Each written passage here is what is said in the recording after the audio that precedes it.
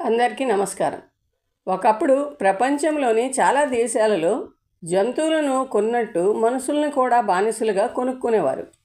అటువంటి రోజుల్లో ఒక వ్యాపారస్తుడు ఒక యువకుడిని బానిసగా కొనుక్కొని తెచ్చాడు. ఆ వ్యాపారస్తుడు ఆ బానిస యువకునితో చాలా క్రూరంగా కొడుతూ పని చేయిస్తూ ఉండేవాడు. కడుపు నిండా భోజనం కూడా పెట్టేవాడు కాదు. పాపం ఆ బానిస చాలా బాధపడుతూ ఈ నరకం నుంచి ఎలాగైనా తప్పించుకోవాలని నిత్యం ఆలోచిస్తూ ఉండేవాడు. ఆనాటి రోజుల్లో బానిసలు ఊరు దాటి పారిపోకుండా ఉండాలని ఊరు చుట్టూ పెద్ద పెద్ద ప్రహరీ గోడ కట్టి కూడళ్లలో రాజభటులు కాపలా ఉండేవారు. అలాగే ఊరు బయట కాలువలు తవ్వి అందులో మొసళ్లను పెంచేవారు. పొరపాటున ఏ బానిస తప్పించుకున్నా ఈ కాలువ దాటితే మొసలు వారి పడతారని వాళ్ళ ఆలోచన. లేదా తప్పించుకొని పట్టుబడితే రాజు చేత మరణదండన అనుభవిస్తారు. అందుకని ఏ బానిస తప్పించుకోవడానికి ప్రయత్నించేవారు కాదు. కానీ వ్యాపారి దగ్గర బానిసగా ఉన్న యువకుడు మాత్రం ఈ వ్యాపారి దగ్గర ఇంత హింస పడుతూ పనిచేసే కంటే చనిపోయినా పర్వాలేదు అనుకున్నాడు. అలా అని ఒకరోజు అర్ధరాత్రి మెల్లగా ఇంటి నుంచి తప్పించుకొని ప్రహరీ గోడ దూకాడు. అలా దాక్కొని నడుస్తూ పోతుంటే ఓ పెద్ద కాలువ ఎదురొచ్చింది. ఆ కాలువ నిండా పెద్ద పెద్ద మొసళ్ళు ఉన్నాయని తెలిసినా చావుకు తెగించిన ఆ యువకుడు కాలువలో దూకి ఈత కొట్టడం మొదలుపెట్టాడు. వాడి అదృష్టమో ఏమో కానీ కాలువ దాటే లోపల ఒక మొసలి కూడా దరిదాపుల్లో లేదు.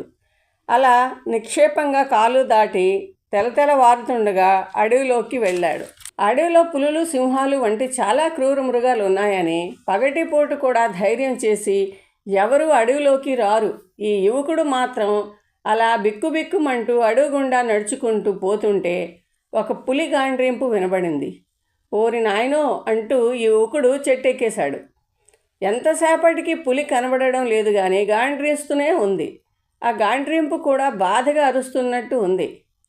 చస్తే చేస్తాను, ఆ వ్యాపారి దగ్గర నిత్యం పడే నరకం కంటే ఈ పులికి ఆహారమైనా నష్టం లేదని చెట్టు దిగిపోయాడు.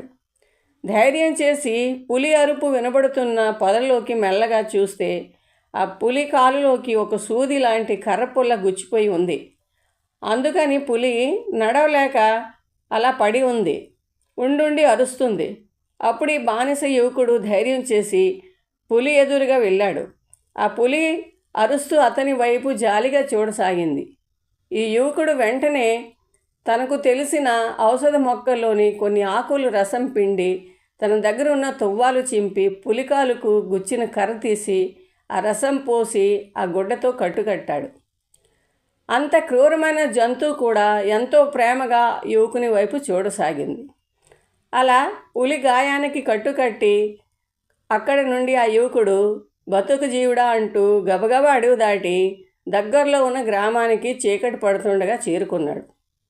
అటు ఆ వ్యాపారస్తుడు తమ బానిస తప్పించుకుపోయాడని రాజుగారి దగ్గర ఫిర్యాదు చేశాడు. రాజు ఆ బానిస యువకుని పట్టుకొని తెమ్మని కొందరు సైనికులను ఆదేశించాడు. సైనికులు ఈ యువకుని వెతుక్కుంటూ బయలుదేరారు. చివరకు ఓ వారం రోజుల్లోనే ఈ బానిస యువకుని పట్టుకొని రాజు దగ్గరికి తీసుకొని పోయారు. నాటి ఆచారం బట్టి రాజు తప్పించుకున్న బానిసకు బహిరంగ మరణదండ విధించేవాడు. అది కూడా అందరూ చూస్తుండగా క్రూర జంతువుల మధ్య బానిసను విడిచిపెడితే అవి వేటాడి చంపి తింటాయి అని రాజాజ్ఞ. మర్నాడు మరణదండన విధించే ఆ ప్రాంతం చుట్టూ పెద్ద పెద్ద బోనుల్లో క్రూరమైన జంతువులు, పుల్లు, సింహాలు బోనుల్ని తెచ్చి చుట్టుపక్కల పెట్టారు. మధ్యలో ఈ బానిస యువకుని తెచ్చి విడిచిపెట్టారు. బోనుల తలుపులన్నీ తెరిచారు. ఆ జంతువులన్నీ కూడాను ఆకలితో ఉన్నాయి. పరుగు పరుగున వచ్చి ఈ యువకునిపై దాడి చేయబోయాయి. అంతలో ఆ పులుల్లోని ఒక పులి పరిగెత్తుకు వచ్చి ఈ యువకుడు ముందు నిలిచి మిగతా జంతువులు ఈ యువకుడిపై దాడి చేయబోతే వాటిని తరిమింది. అలా చాలాసేపు తను ఆ జంతువుల నుంచి యువకుని కాపాడుతూనే ఉంది. ఇది చూసి రాజు ఇంకా అక్కడ ఉండే జనాలందరూ కూడాను ఆశ్చర్యపోయారు. ఆ యువకుడిని పిలిపించి రాజు, ఆ పులి నీకు ఏం చేయకుండా మిగతా జంతువుల నుంచి కూడా నీకు కాపాడింది. ఎందుకు అలా జరిగింది? ఆ పులికి నీకు సంబంధం ఏమిటి అని అడిగాడు. అప్పుడు ఆ యువకుడు తను ఏ విధంగా తప్పించుకొని అడవిలోకి పోయాడు, అక్కడ పులిని చూసి ఆ గాయపడ్డ పులికి ఏ విధంగా తను వైద్యం చేశాడో ఈ విషయాలన్నీ కూడాను వరుసగా చెప్పాడు.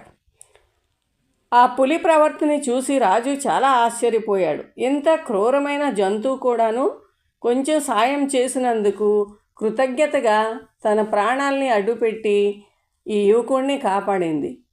తను ఒక మనిషి అయి, అది కూడా ఒక రాజు అయి ఇంత క్రూరంగా ఎలాగ ఆలోచిస్తున్నాడో అని అతను చాలా బాధపడ్డాడు. ఎదుటి వ్యక్తి మీద ఇంత కృతజ్ఞతాభావం ఉన్న జంతువు కంటే నేను చాలా హీనమైన వాడిని అని రాజు బాధపడి అప్పుడు అక్కడికక్కడే ఒక ప్రకటన చేశాడు. ఈ రాజ్యంలో ఎవ్వరు కూడాను మరి బానిసల్ని కొనకూడదు, అమ్మకూడదు.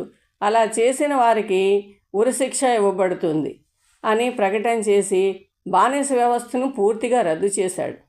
అప్పటి నుంచి రాజు బానిస వ్యవస్థ పూర్తిగా రద్దు చేసిన తర్వాత ఈ యువకుడిని తన సైన్యంలో చేర్చుకున్నాడు. అలాగే ఈ బోనులో ఉండే క్రూరమైన జంతువుల్ని కూడాను తీసుకెళ్ళి అడవిలోకి విడిచిపెట్టాడు. అందుకే అంటారు, ఎప్పుడైనా మంచి చేసిన వారికి మంచే జరుగుతుంది. సర్వే జనాః సుఖినో భవంతు.